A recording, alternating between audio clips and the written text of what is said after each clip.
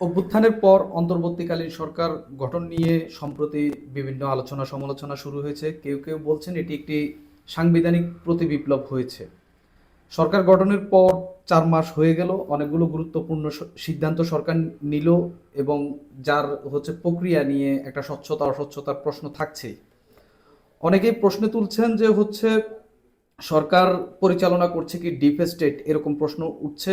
আপনার কাছে প্রশ্ন, যদি ডিপ স্টেট বলে কিছু সক্রিয় থাকে তাহলে তারা কারা এবং ডিপ স্টেট আসলে কার স্বার্থে কাজ করছে? ডিপ স্টেট বিষয়টা আমি ভালোভাবে বুঝি না। আসলে এটা বলতে গেলে আপনারা কি মিন করছেন, যে সরকারের ভেতরে আরেকটা সরকার আছে? তো সেটা আমার মনে হয় নাই। এই কারণে কেন, যে যারা সরকার চালাচ্ছে, যাদের আমরা দেখছি আসলে তারাই চালাচ্ছে। এখন এখানে হয়তো কিছু বৃদ্ধ আছেন, কিছু তরুণ আছেন। তরুণদের প্রভাবটা একটু বেশি, তরুণদের সংখ্যায় কম কিন্তু তাদের প্রভাবটা একটু বেশি, এরকম আমার কাছে মনে হয়। কিন্তু আলটিমেটলি ডিসিশন যেগুলো হচ্ছে, সেই ডিসিশনগুলো যে খুব একটা খারাপ হচ্ছে আমি কিন্তু তা মনে করি না। তরুণরা ডিসিশন দিল, তো তরুণদের ডিসিশনগুলো খুব একটা ভুল ভ্রান্তিতে হচ্ছে এটাও আমি মনে করি না।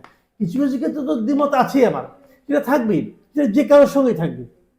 যে কোনো সরকারি থাক, সব তো আমার মতো করে হবে না। তার মতো করে তারা করবে, আমার কিছু পছন্দ হবে, কিছু পছন্দ হবে না। যেগুলো পছন্দ না হয় সেটা সমালোচনা করি। কিন্তু তার মানে এই না যে সরকার দৃশ্যমান একটা আবার অদৃশ্য একটা সরকার আছে, তারা পরিচালনা করছে, তারা অন্য কোনো দেশের স্বার্থ চরিতার্থ করছে এর মাধ্যমে, এরকমটা আমি মনে করি না। এই সরকার কিছু কিছু ক্ষেত্রে অযোগ্য হতে পারে, কিন্তু এই সরকার যে আপনার কি বলে কোনো মতলব খারাপ, কোনো খারাপ মতলব নিয়ে আসছে, এটা আমি মনে করি না। এদের মতলবটা, নিয়তটা ভালো, কিন্তু হয়তো পারে না কিছু করতে। অনেকগুলি ক্ষেত্রে অযোগ্যতা আছে। যেমন অনেকগুলি সংস্কার, তাদের তো মূল লক্ষ্য হলো সংস্কার করা, ইলেকশন কমিশন করা। অনেকগুলি সংস্কার কমিটি করছে, যেগুলো আমার পছন্দ হয় না। আমার কাছে মনে হয়েছে অযোগ্য লোককে দায়িত্ব দেওয়া হয়েছে।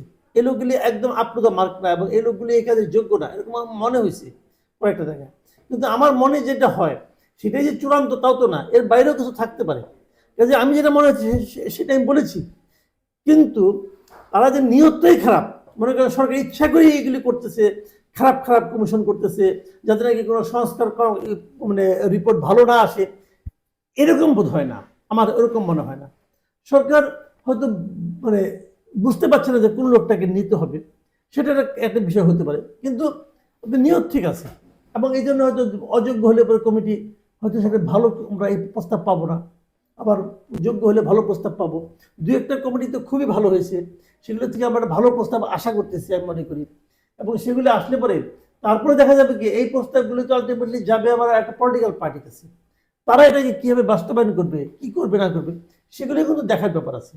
কাজে আমি খালি সংস্কার কমিটিগুলোতে একটা কথা ভাবি, একটা কথা বলি, সেটা হলো এই কমিটিগুলোতে রাজনৈতিক দলের প্রতিনিধি নেওয়া উচিত ছিল, রাখা উচিত ছিল একজন দুজন করে, তাতে খুব একটা ঝামেলা হতো না। কিন্তু সেটা তারা কেন রাখে নাই আমি জানি না। পলিটিক্যাল পার্টি, এনজিওদের অথবা সুশীলদের দেওয়া সাজেশন অনুযায়ী দেশ চালাবে, এটা আলটিমেটলি শেষ পর্যন্ত হবে বলে আমি মনে করি না।